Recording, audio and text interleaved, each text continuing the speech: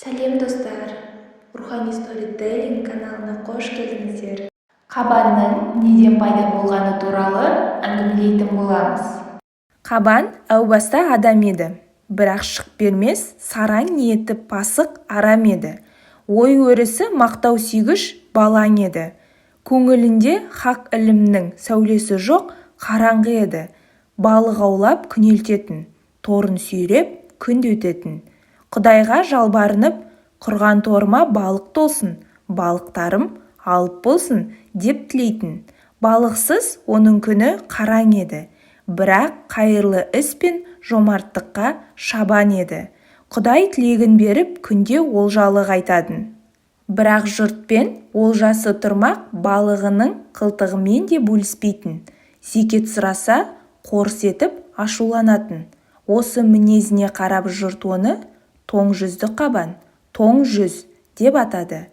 Бірде қабан әдетінше олжалы шығып, балығын арқалап келе жатқанда алдынан аш-жалаңаш бір мүсәпір шықты. Оның бала-шағасы 2 күннен бері нәр татпай ашығып жатыр еді. Ол жалынып бір тілім нан сұрады. Қабан оған қарамай өзенді жағалап жүре берді. Мүсәпір зар жылап аяғына жығылды. Қабан ашуланып қорс етті де кеудесінен итеріп жіберді.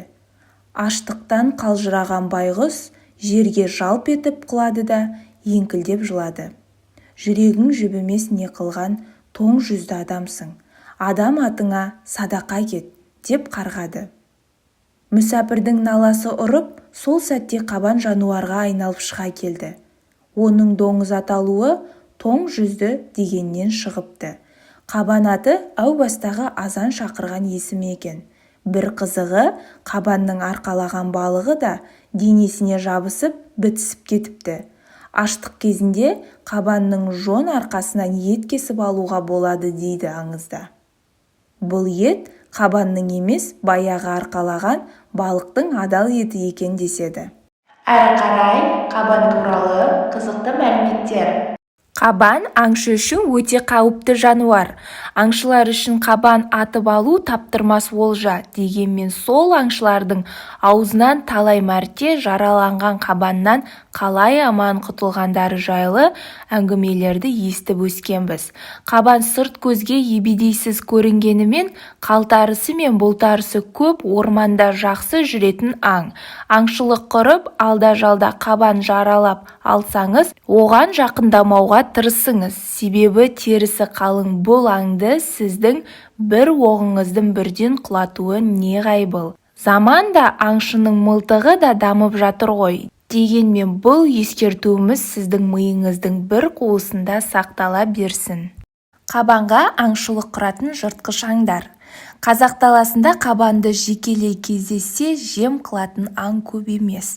Қабанның сүйектерін өзінің күшімен сығып сындыратын, өткір тырнақтарының және азу тісінің көмегімен жеңіске жететін аңның бірі аю. Дегенмен қабан да аюға оңай беріле салмайды. Ол да өзінің тұмсығының астындағы мүйізімен аюға әжептәуір қарсылық көрсете алады. Табиғат заңдылығы бойынша бұл екі аңның қақтығысы кезінде жеңіс көп жағдайда аюға бұйырады екен. Қабанға аңға шығатын жыртқыштардың бірі қасқыр, бірақ ересек қабанды үйірімен ортаға алып, жан-жақтан шабуылдап жүріп алады. Слюсін деген мысық тұқымдас жануар бар. Бұл да қабанның жауы десек қателеспейміз. Бірақ слюсін қабанның өзіне емес, торайларына шабуыл жасайды. Қабан жараланса да жанкешті жануар. Беларусь елінде аңшылар 3 жасар қабанды ұстап алған екен. Әлгі қабанның кеудесіне қадалып, әрі қарай жайқалып өскен шырша бұтағының ұзындығы 24 см, ені 3 см болған екен. Шыршаның бұтағы қабанның өкпесін де тесіп өтіпті. 1984 жылы мойын тұсынан кірген оқ кеуде етінен өтіп, жүрек бұлшық етін тесіп өткен жабайы мегежін ұсталған екен. Шамамен 2 жасар бұл мегежінге аңшының оғы қанша уақыт бұрын тигені белгісіз болып қала берген. Қабан алу жігіттіктің белгісі. Ертеде кей тайпаларда жас жеткіншекті қабан аулап сынаған екен. Егер ол жалғыз өзі аңға шығып қабан ұстай алса, нағыз еркек болды деп есептелінген. Қабанның көзі нашар көреді, бірақ бұл сізге еркінсуге еш себеп емес. Құдай қабанның көзін әлсіз жаратқанымен иіс сезу қабілетін жоғарылатқан. Ол бөгде иісті шамамен 400 қадамдай жерден сезіп қояды. Соңына торай ерткен мегежіндер де қауіпті. Адамға жараланған немесе еркек қабандар ғана қауіпті төндірмейді.